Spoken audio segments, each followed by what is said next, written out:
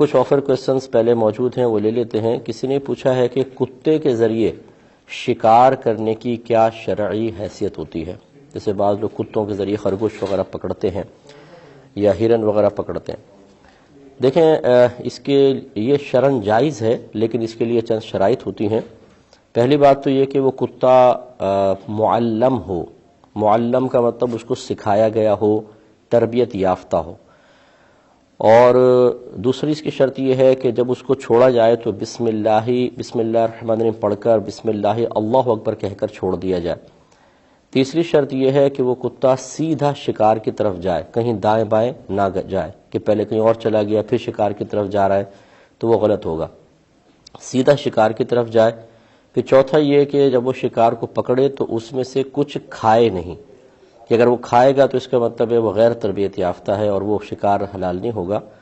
اور اس کے یہ بس یہ چند شرطیں ہیں۔ اب اس کے بعد اگر آپ قریب جاتے ہیں، جیسے اس نے شکار پکڑ لیا، آپ قریب گئے، اگر وہ شکار زندہ ہے تو بسم اللہ اکبر کہہ کر اس کو ذبح کر لیں، اور بالفرض اگر آپ کے پہنچنے سے پہلے وہ شکار مر چکا ہے تو پھر بھی وہ شرعاً آپ کے لیے جائز ہے، حلال ہے، طیب ہے، کیونکہ نبی کریم صلی اللہ علیہ وسلم نے تربیت یافتہ کتے کے ذریعے شکار کرنے کو جائز قرار دیا ہے۔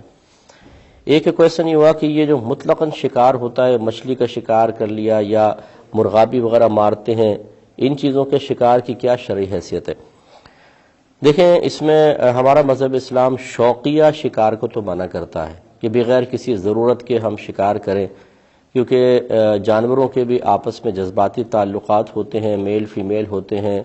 بعض اوقات ایک ماں ہے جو بچوں کو پال رہی ہے، چھوٹے بچے ہوتے ہیں، جیسے مرغابی ہے مثال کے طور پہ، آپ ماں کو مار دیں تو بچے خود بخود مر جائیں گے۔ تو یہ شریعت نے شوقیہ شکار کو منع فرمایا ہے۔ ہاں اگر مقصود ہو، کوئی صحیح مقصد ہو تو پھر جائز ہے۔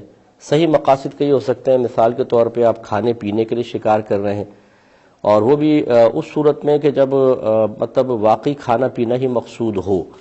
بعض اوقات ایسا ہوتا ہے کہ چلو یار کھا لیں گے، ویسے ہی آدھا کھایا آدھا پھینک دیا، یعنی بس اصل تو مقصود شوق پورا کرنا ہے، کھانا پینا مقصود نہیں ہے۔ اصل ہو کھانا پینا مقصود ہو تو پھر یہ صحیح ہے۔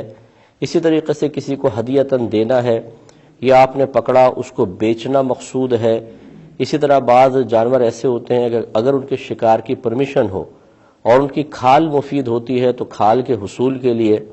اسی طرح بعض اوقات کچھ جانور ایسے ہوتے ہیں کہ جو باعث ضرر ہوتے ہیں، کھیتوں کو آ کے خراب کر دیتے ہیں، یا اور مطلب انسانی جان کو یا بچوں کو خطرہ ہوتا ہے، تو پھر ان کا شکار کرنا، ان کو ہلاک کرنا یہ شرعاً جائز ہوتا ہے۔